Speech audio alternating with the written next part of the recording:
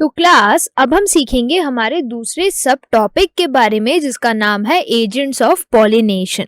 अगर हम बात करें एजेंट्स ऑफ पॉलिनेशन की, तो सबसे पहले हम बोलते हैं कि जो एजेंट्स होते हैं वो दो तरीके के होते हैं, एक तो एबायोटिक और दूसरे होते हैं बायोटिक। एबायोटिक यानी ऐसी नॉन लिविंग थिंग्स जो कि पॉलिनेशन करवाने में मदद कर रही है, यानी एज अ एजेंट काम कर रही है। और बायोटिक में आते हैं हमारे लिविंग ऑर्गेनिजम्स कि किस तरीके से लिविंग ऑर्गेनिजम्स पोलन ग्रेन्स को ट्रांसफर करने में हमारी मदद करते हैं। अगर हम एबायोटिक की बात करें तो इसमें हम एक बात करते हैं विंड पॉलिनेशन की और दूसरा हम बात करते हैं वाटर पॉलिनेशन की। वही अगर हम बायोटिक की बात करें तो बायोटिक में हम बोलते हैं एनिमल्स जैसे कि बर्ड्स, हनी बीज, फ्लाइज और इंसेक्ट्स, ये सभी लिविंग ऑर्गेनिजम्स मदद करते हैं as a agent for pollination. तो बच्चों चलते हैं, सबसे पहले स्टडी करते हैं एबायोटिक के विंड पॉलिनेशन के बारे में। तो अगर हम बात करें सबसे पहले विंड पॉलिनेशन की, तो यहाँ पर आप एक इमेज देख पा रहे हैं कि किस तरीके से हवा चल रही है और उतनी ही तेज हवा से यहाँ से पोलन ग्रेन जा रहे हैं।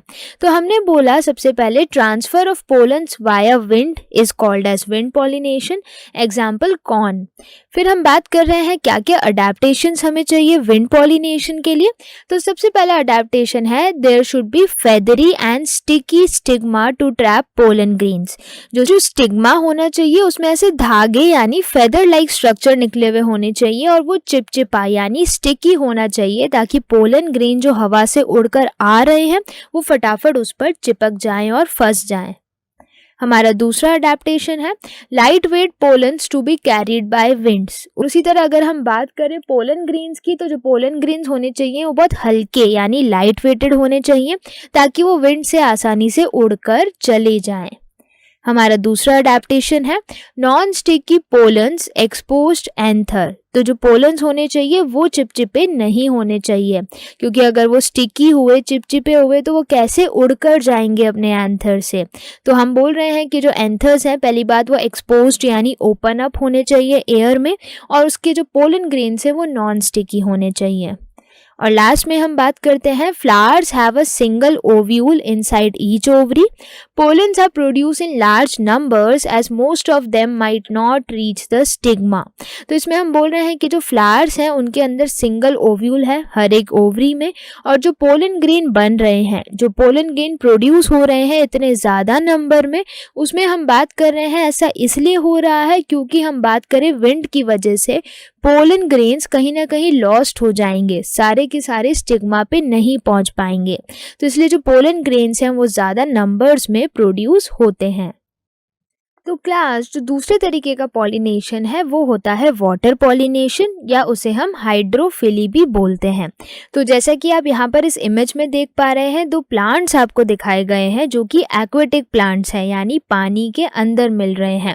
तो इसमें किस तरीके से पोलन ग्रेन्स पानी में बहकर ही स्टिग्मा तक आते हैं वो हम यहाँ पर देखेंगे।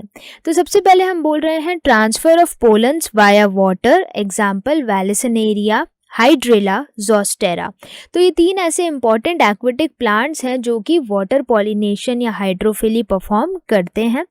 अगर हम बात करें पॉलिनेशन बाय वाटर की, तो ये ज़्यादातर हम बात करें प्लांट्स में नहीं मिलता है, यानी it is not common and it is restricted to 30 genera, mostly monocots. तो हम बोल रहे हैं कि जो पॉलिनेशन वाटर की मदद से होता है ये रेस्ट्रिक्टेड होता है कुछ 30 जेनरा में ही और जनरली मोनोकॉट्स में होता है। अगर हम इनके अडेप्टेशंस की बात करें तो सबसे पहले हम बोल रहे हैं pollen grains have mucilaginous covering to avoid getting wet. क्योंकि ये पानी में है तो कंटिन्यूस पानी में रहने की वजह से हो सकता है ये सड़ जाए या गल जाए, तो उससे बचाने के लिए इनके पास होती है एक म्यूसिलेज की कवरिंग, एक ऐसी प्रोटेक्टिव कवरिंग जो इनको पानी में प्रोटेक्ट करती है यानी उन्हें कंटिन्यूस गीला नहीं होने देती है। दूसरा अडेप्टेशन ये है flowers are not brightly coloured and do not produce nectar. तो जो फ्लावर्स हैं इनके अंदर वो ज़्यादा ब्राइटली कलर्ड नहीं है और वो नेक्टर भी नहीं बनाते हैं। आखिरकार हमें नेक्टर चाहिए क्यों? वो तो एनिमल्स यानी जो हम बात कर रहे हैं हनी बीज और इंसेक्ट्स हैं वो आ रहे थे, वो नेक्टर ले रहे थे और पोलन ग्रेन को लेकर जा रहे थे। पर यहाँ पर हम बात कर रहे हैं कोई ऐसा बायोटिक एजेंट है ही नहीं, यहाँ पर तो सिर्फ पानी है। तो इसलिए वाटर होने की वजह से हम यहाँ बोल रहे हैं फ्लावर्स को ब्राइटली कलर्ड होने की ज़रूरत ही नहीं है और नेक्टर बनाने की भी ज़रूरत बिल्कुल भी नहीं है। तो बच्चों यहाँ पर हम एक एग्जाम्पल देख रहे हैं पॉलिनेशन इन वेलिसिनेरिया, जो हमारा एक्वेटिक प्लांट था। तो यहाँ पर आप इमेज देख पा रहे हैं, एक तरफ दिखाया गया है इसका मेल प्लांट और दूसरी तरफ है हमारा फीमेल प्लांट। तो हम देख पा रहे हैं कि जो मेल प्लांट है उसमें दिखाए गए हैं मेल फ्लावर। ये मेल फ्लावर रिलीज करते हैं पोलन ग्रेन्स पानी की सरफेस पर ही, और जो वाटर करंट्स होते हैं, जो पानी मूव कर रहा है उसके थ्रू ये पोलन ग्रेन्स मूव करते हैं और फीमेल फ्लावर के आसपास यहाँ पर घूमते रहते हैं और फिर फाइनली फीमेल फ्लावर के कांटेक्ट में आ जाते हैं। तो यहाँ पे देख पा रहे हैं ये दिखाया गया है फीमेल फ्लावर जो कि पानी की सरफेस पर है, और इसी सरफेस पर ये आसपास जो आपको दिख रहे हैं ये है हमारे मेल फ्लावर्स और पोलन ग्रेन्स। तो हमने बोला कि in water pollinated species the pollen grains are protected from wetting by a mucilaginous covering.